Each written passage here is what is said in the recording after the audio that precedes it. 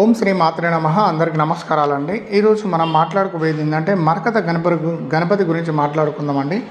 చూడండి, ఇది ఎంత క్లారిటీ ఉంది. ఇది మరకత గణపతి అండి.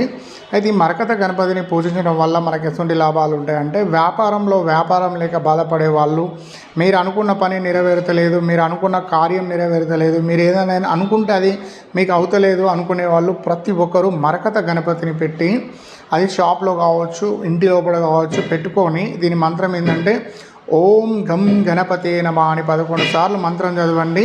ఒక ఎర్ర పుష్పం పెట్టండి. తర్వాత మీరు ఒక బెల్లం ముక్క నైవేద్యం పెట్టండి. కొబ్బరి నూనెతో దీపారాధన చేయండి.